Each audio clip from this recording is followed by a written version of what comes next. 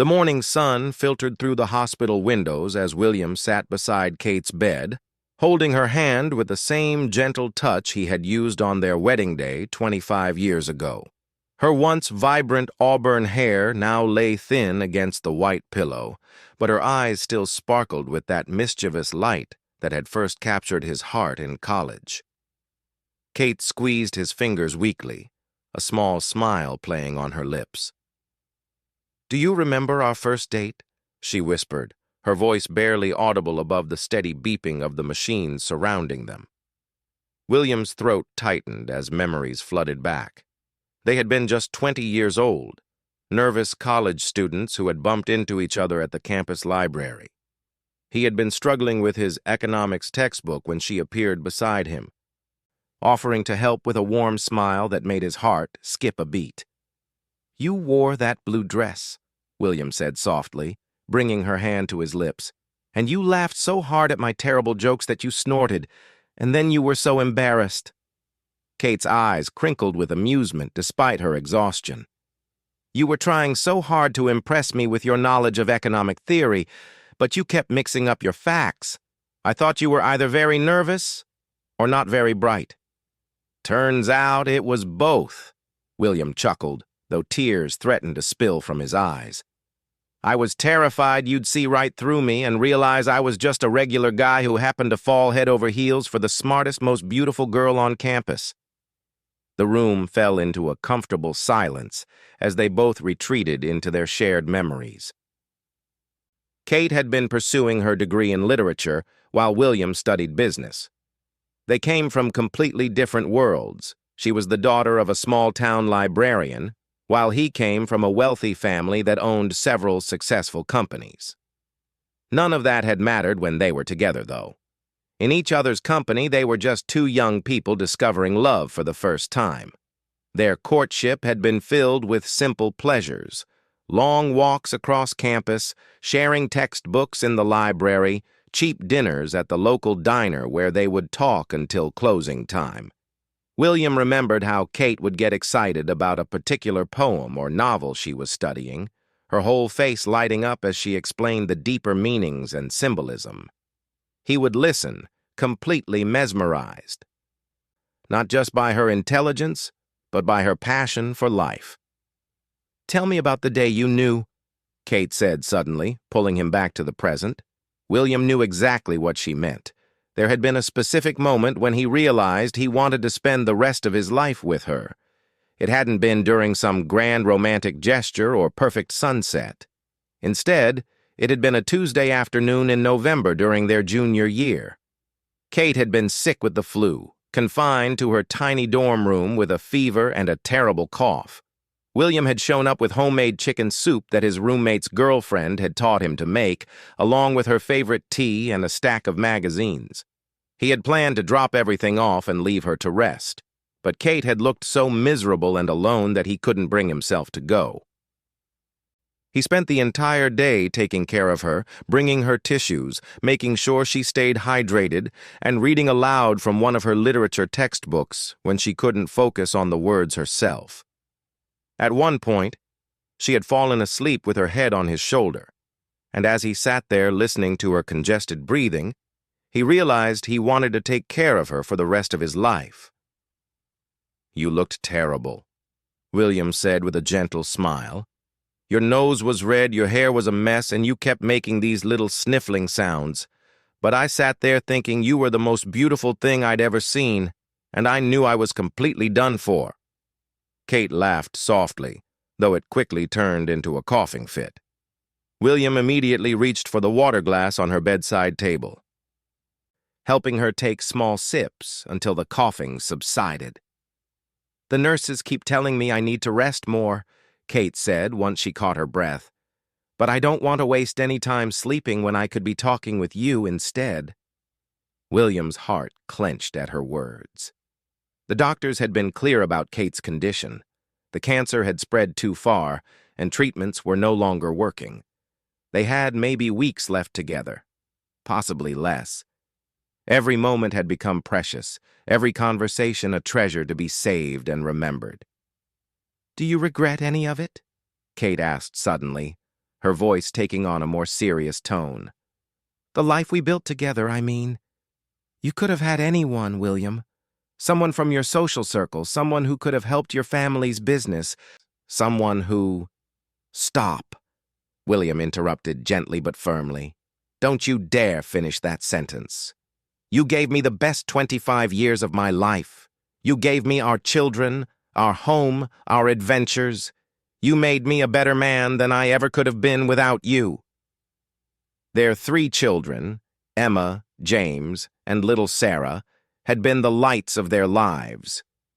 Emma, now 22, had inherited her mother's love of literature and was pursuing her master's degree in English. James, 20, was studying engineering and had Kate's practical problem-solving mind combined with William's business sense. And Sarah, just 16, was the perfect blend of both her parents, artistic like her mother, but with her father's determination and drive. The kids had been taking turns visiting throughout the week, but William had asked for this morning alone with Kate. There were things they needed to say to each other, conversations that required privacy, and the intimacy that only comes from decades of shared life. "I keep thinking about all the plans we made," Kate said, her voice growing distant. "That trip to Ireland we always talked about, watching the kids graduate from college, becoming grandparents together. It feels unfair that we won't get to do those things." William felt a tear escape and roll down his cheek. They had talked extensively about their future dreams during their early years of marriage. Kate had always wanted to see the Irish countryside where her grandmother had been born. They had planned to take a second honeymoon there once the kids were older and more independent. The trip kept getting postponed, first for William's career, then for the children's activities, then for various family obligations. Now it would never happen. "Maybe unfair isn't the right word," William said slowly, choosing his words carefully. "Maybe we just packed a lifetime of love into the years we had. Some people never experience what we've shared, even if they live to be 100. Kate turned her head slightly to look at him directly. "You always know exactly what to say to make me feel better. Even now, when nothing should be able to make this easier. You find a way." "It's not about making it easier," William replied, stroking her hair gently. "It's about acknowledging how grateful I am. I'm grateful we found each other when we were young enough to grow up together. I'm grateful for every ordinary Tuesday, every mundane conversation, every small moment that made up our life." The morning progressed slowly, with William and Kate sharing memories and quiet observations about their life together. They talked about their wedding day, when Kate had been so nervous that she had forgotten her vows and had to improvise. They remembered their first apartment, a tiny place above a bakery where the smell of fresh bread would wake them every morning. They laughed about their early attempts at cooking together, which had resulted in more smoke alarms going off than successful meals. "I want you to promise me something," Kate said as the afternoon sun began to stream through the windows. "When this is over, I want you to keep living. Really living. Don't turn our house into a shrine or spend all your time visiting my grave. Take that trip to Ireland. See the places I wanted to see and tell me about them. Fall in love again if you meet someone special." William shook his head immediately. "Kate, I can't even think about—" "Please," she interrupted, her voice gaining strength. "I need to know that you'll be okay, that you'll find happiness again. Our love was beautiful, but it doesn't end just because I'm not physically here anymore. Love like ours creates more love. It doesn't diminish it." William struggled with her words. The idea of a future without Kate seemed impossible to imagine, let alone accept. She had been his partner in everything for over 2 decades. How could he possibly navigate the world without her guidance, her humor, her unwavering support? "I don't know how to do this without you," he admitted, his voice breaking slightly. "Yes, you do," Kate said with quiet confidence. "You're the strongest man I know. You'll figure it out. just like we figured everything else out together. And I'll still be with you, just in a different way." As the day continued, their conversation became more reflective.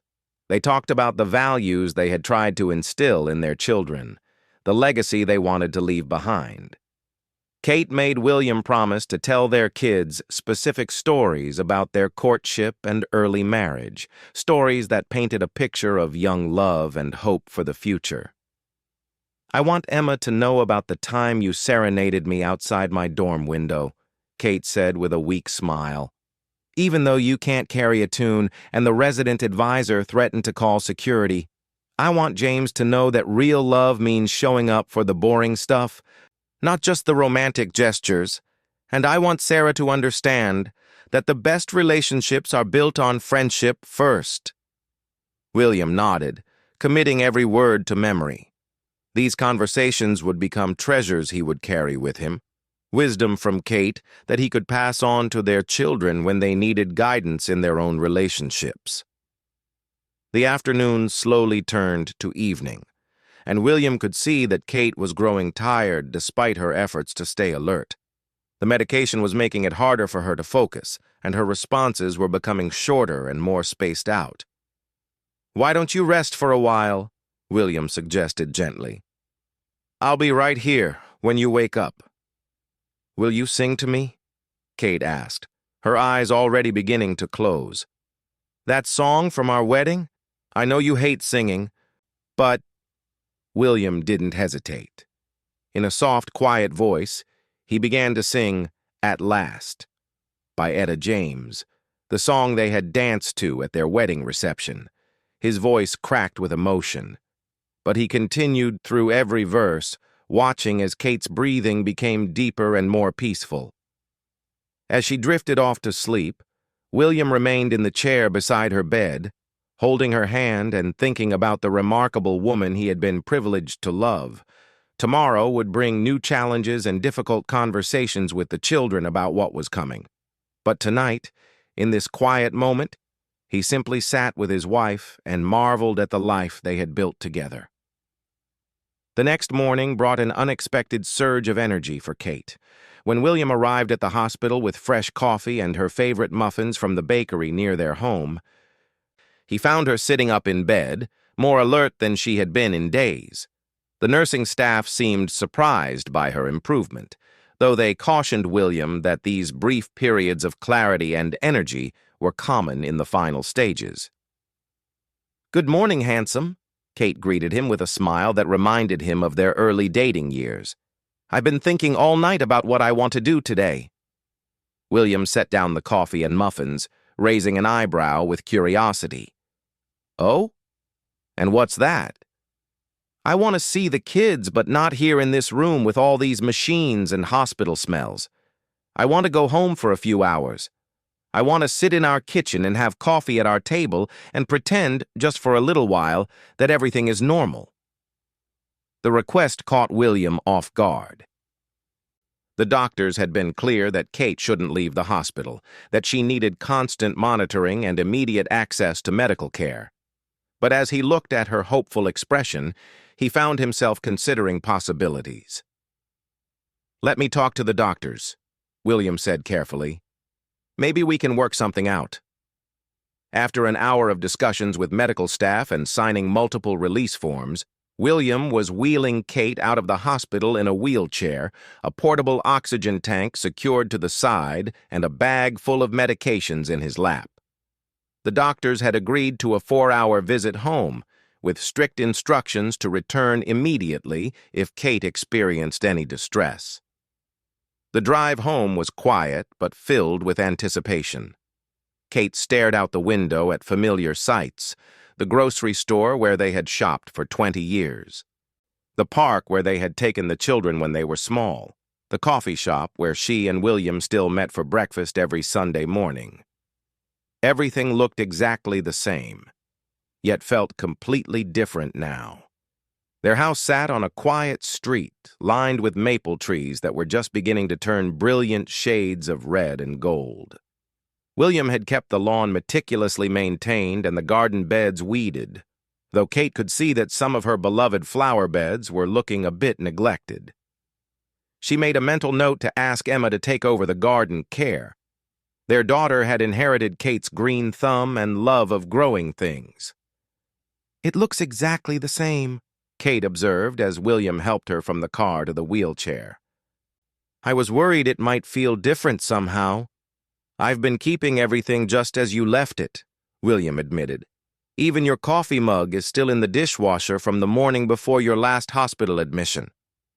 I couldn't bring myself to put it away." Inside, the house welcomed them with familiar scents and sounds. The grandfather clock in the hallway was still ticking steadily, marking time as it had for the past 15 years. Kate's reading chair in the living room still had her bookmark sticking out of a novel she had been enjoying before her condition worsened. The kitchen table held a small vase of fresh flowers that William had been replacing weekly, hoping for Kate's return home. Within an hour, all 3 children had arrived. Emma came first, having driven down from graduate school as soon as William called.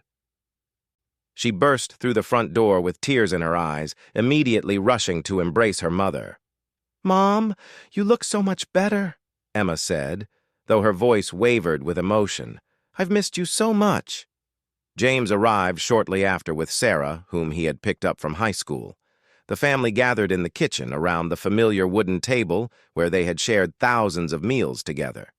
William brewed Kate's favorite tea while the children chattered nervously, everyone trying to maintain a sense of normalcy despite the extraordinary circumstances. "Tell me everything that's been happening," Kate said, settling into her usual chair with visible relief. "I want to hear about school, about your friends, about all the ordinary things I've been missing." Sarah, who had been uncharacteristically quiet since her mother's diagnosis, suddenly became animated as she described her role in the upcoming school play. She was playing Emily in Our Town, which Kate found beautifully appropriate given their current situation.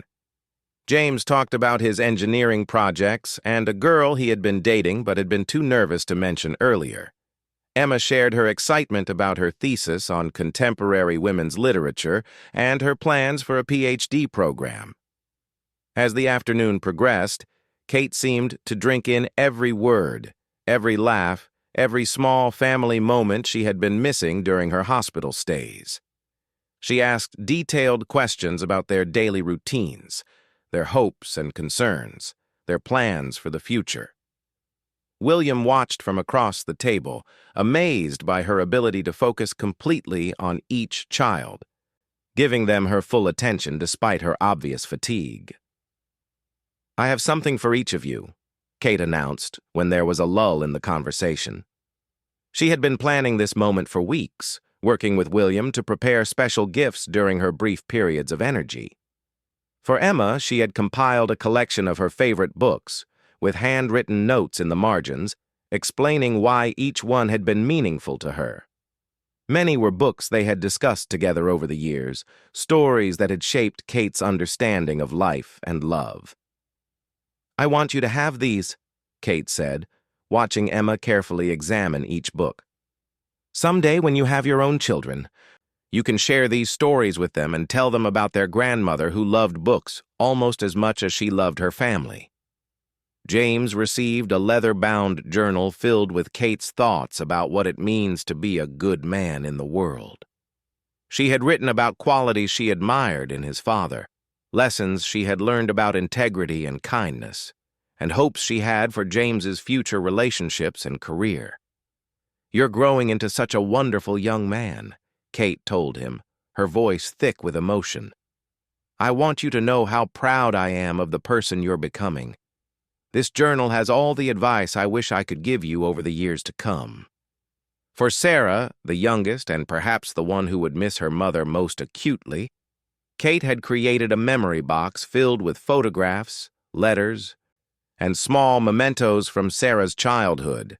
There were pictures of mother-daughter adventures, copies of bedtime stories Kate had made up especially for Sarah, and a locket that had belonged to Kate's own mother. "You're so much like me when I was your age," Kate said, taking Sarah's hands in hers, Stubborn and passionate and full of dreams. Don't let anyone convince you to make yourself smaller to fit other people's expectations. The world needs your fire and your voice.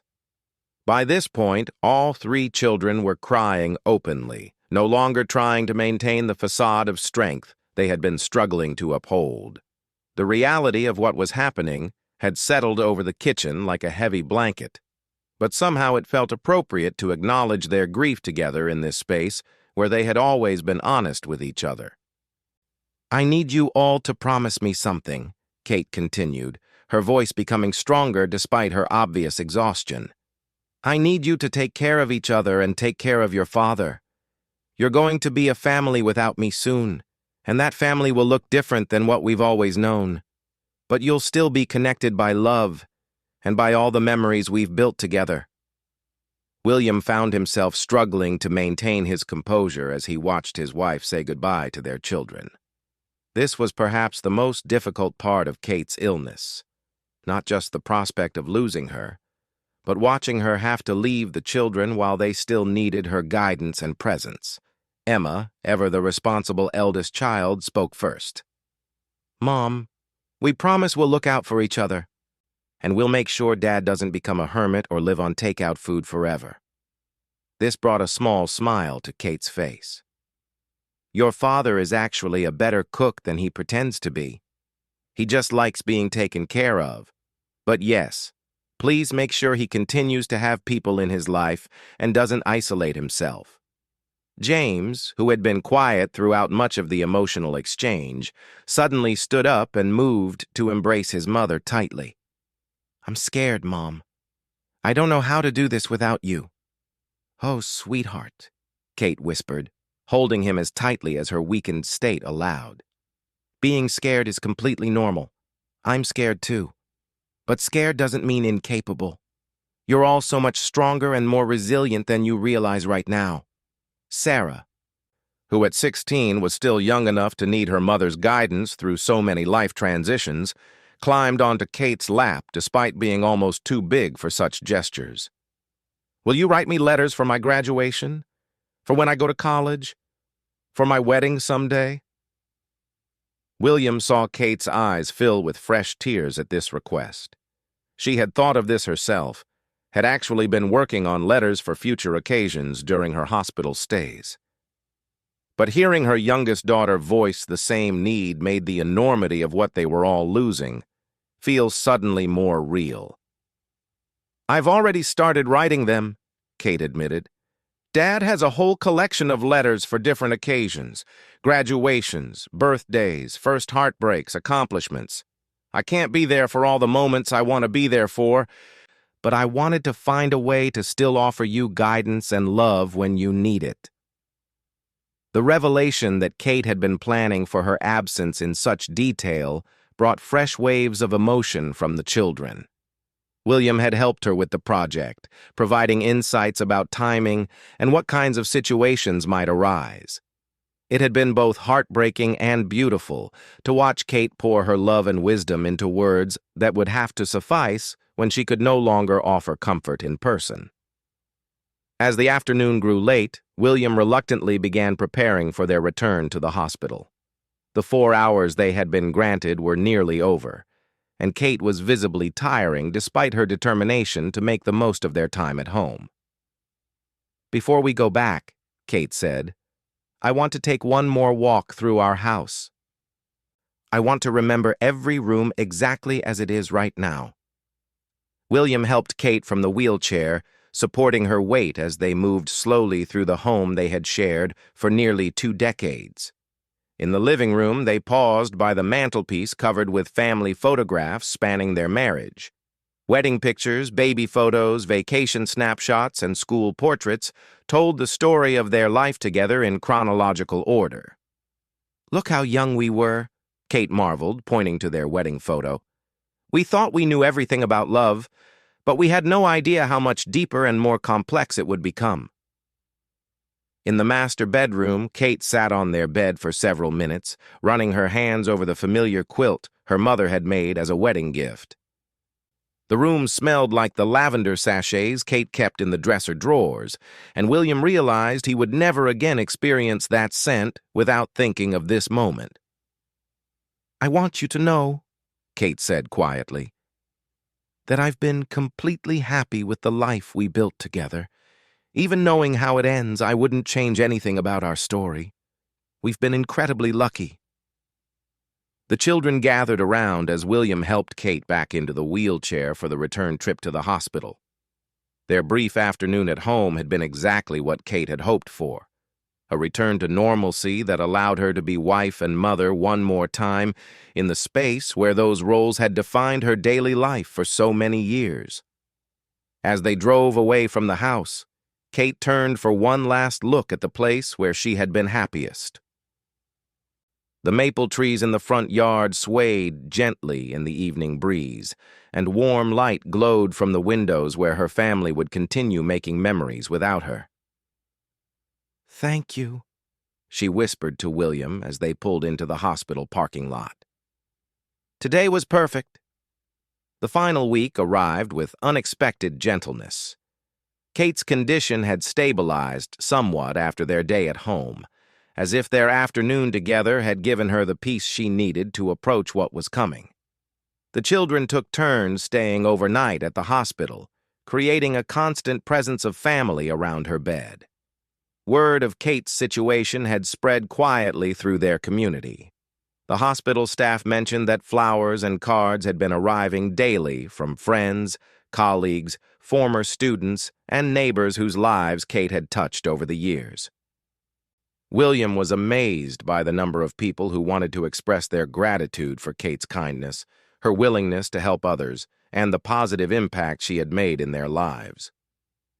"Mrs. Peterson from down the street sent a card," William told Kate one morning as he sorted through the mail. "She wanted you to know that she still uses that casserole recipe you gave her when her husband was sick 5 years ago. She said it's become her family's comfort food." Kate smiled weakly, but with genuine warmth. "I remember that. She was so overwhelmed trying to take care of everything.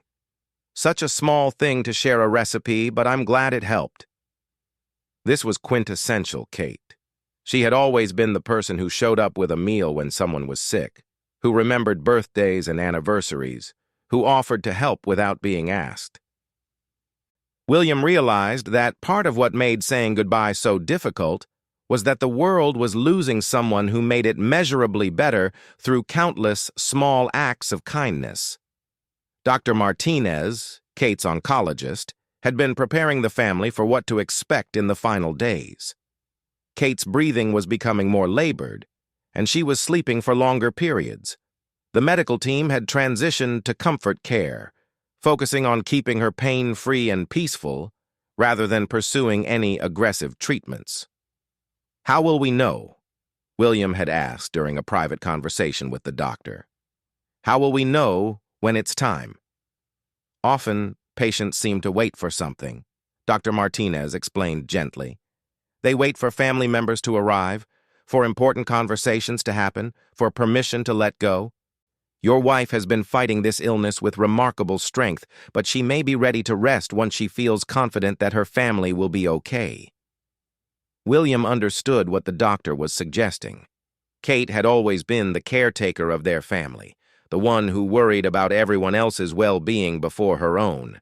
Even now, facing her own death, she was more concerned about how her family would cope than she was about her own comfort. That evening, William found himself alone with Kate while the children grabbed dinner in the hospital cafeteria. She was awake but quiet, her breathing shallow and her eyes distant. "What are you thinking about?" William asked softly, taking her hand. "Our first apartment," Kate replied after a long moment. "That tiny place above the bakery. Do you remember how the bed took up almost the entire bedroom? We had to crawl over it to get to the closet." William laughed quietly at the memory. "And the radiator that clanked all night in the winter. We used to joke that we were living in a percussion section. But we were so happy there," Kate continued. "We had no money, terrible furniture from thrift stores, and that awful brown carpet. But we had each other, and that was enough. It was more than enough, William agreed. Those were some of the best years of my life. Kate turned her head slightly to look at him directly. I want you to remember that feeling. When this gets hard, when you're lonely and everything feels wrong, I want you to remember that happiness doesn't depend on having me physically present. The love we built together exists independently of whether I'm here or not. William felt tears welling up again, but he forced himself to really listen to what Kate was trying to tell him. She was offering him a roadmap for how to survive without her, how to find joy again even in her absence. The children will need you to model that for them, Kate continued. They need to see that it's possible to grieve fully while still embracing life. They need to know that loving me doesn't mean stopping living. Over the next few days, Kate had individual conversations with each of their children. William gave them privacy for these talks, but he could see the impact they had on Emma, James, and Sarah. Each emerged from their time with their mother looking both heartbroken and somehow more mature, as if Kate had managed to impart important final lessons about resilience and love. Emma later told William that Kate had spoken extensively about the importance of pursuing her dreams, even when they seemed difficult or uncertain. She told me that regret over things we don't try is worse than disappointment over things that don't work out, Emma said. She wanted me to be brave in my choices. James shared that Kate had given him advice about relationships and marriage. She said to look for someone who makes me want to be better, not someone who tries to change who I am. She said you and she brought out the best in each other from the very beginning. Sarah, still processing her private conversation with her mother, had been more quiet than usual. When William gently asked what they had discussed, Sarah's response revealed Kate's wisdom about adolescence and growing up. Mom told me that feeling everything so intensely right now is normal, that my emotions aren't something to be ashamed of. She said the world tries to make girls smaller, but she wanted me to take up space. On Thursday evening, exactly 10 days after their visit home, Kate seemed to have a moment of unusual clarity.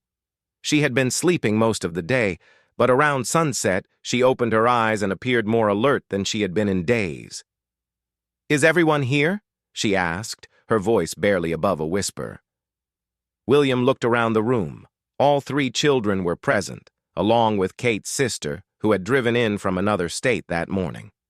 Kate's parents had visited earlier in the week, having their own difficult goodbye with their daughter. We're all here, William confirmed, moving his chair closer to her bed. Kate looked at each person in the room, making eye contact and offering a small smile. I need you all to know something. I'm not afraid anymore. I was afraid for a while, afraid of leaving you, afraid of missing out on your futures, but I'm not afraid now.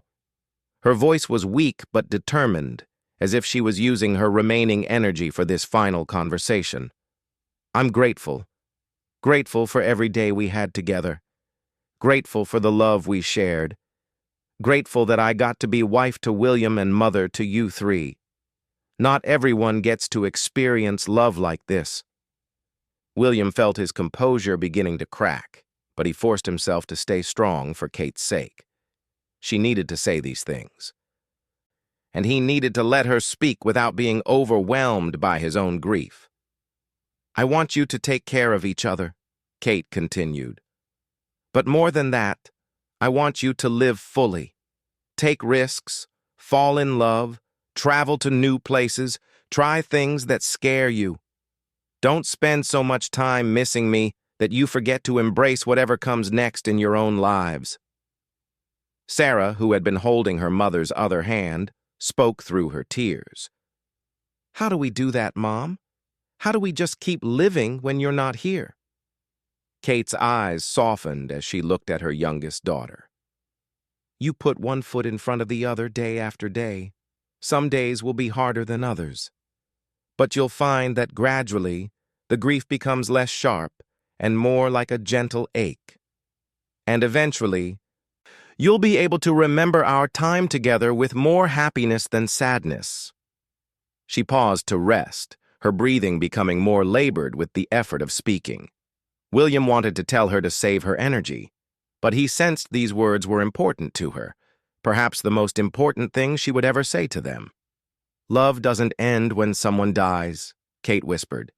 "It changes form, but it doesn't disappear. I'll still be loving all of you. I just won't be able to show it in the same ways. You'll have to feel for it instead of seeing it." The room grew quiet, except for the soft sounds of the medical equipment and everyone's emotional breathing. Kate closed her eyes but continued holding William's and Sarah's hands. "Will you sing our song one more time?" Kate asked, without opening her eyes. William's voice broke on the first few words, but he managed to sing "At Last" in its entirety, the same song he had sung to her throughout their marriage.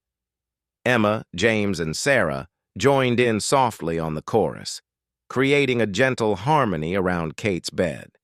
When the song ended, Kate squeezed the hands she was holding with what little strength remained. "Perfect," she whispered. "That was absolutely perfect." She slept peacefully through the night, surrounded by her family. William dozed fitfully in the chair beside her bed, waking frequently to check on her breathing and to make sure she wasn't in any distress. Just before dawn on Friday morning, as the first light began to filter through the hospital window, Kate's breathing became very shallow. William woke fully and alerted the others. Within minutes, they were all gathered around her bed once more. Kate didn't wake up again, but William was certain she could sense their presence. He spoke to her quietly, telling her how much he loved her and how grateful he was for their life together. The children each took turns saying their own goodbyes, expressing their love and promising to take care of each other as she had requested. At 6:47 a.m., with morning light streaming across her face and her family holding her hands, Kate took her last peaceful breath. There was no struggle, no distress, just a quiet transition from presence to memory. William sat holding her hand for a long time afterward, marveling at how someone so essential to his existence could simply be gone. The woman who had been his partner, his closest friend, his greatest love for over 2 decades had become a memory in the space of a single breath. The staff at the hospital gave them privacy to say their final goodbyes. William kissed Kate's forehead one last time, whispering promises about taking care of their children and eventually finding a way to live with joy again, as she had asked. In the days that followed, William was amazed by the number of people who came forward to share memories of Kate's impact on their lives.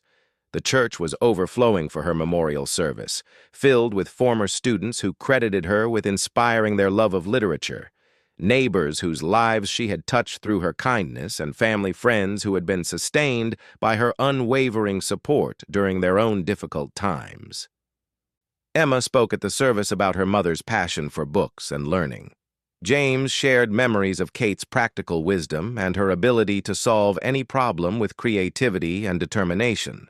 Sarah, despite her grief, managed to read a poem Kate had loved, one that spoke about love persisting beyond physical separation.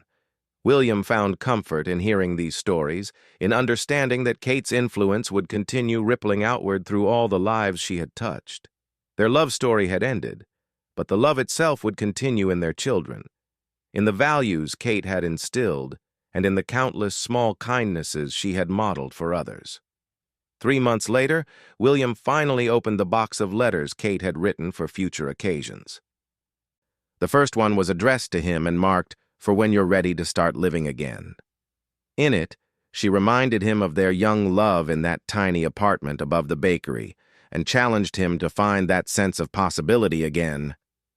She had known him well enough to understand that he would need permission to move forward, and she had given it to him in her own words. As William sat in their kitchen reading Kate's letter, he realized that their tearful goodbye had been witnessed not just by their children and family, but by everyone whose life had been touched by their love story. Their final moments together had reminded everyone present of what really matters: Not the length of time we have, but the depth of connection we create while we're here. Kate had faced her death with the same grace and thoughtfulness she had brought to her life, and in doing so, she had given everyone around her a master class in how to love fully and let go gracefully. Their goodbye had moved far beyond their hospital room to touch the hearts of their entire community, reminding everyone who witnessed it of the preciousness of love and the importance of expressing it while we can.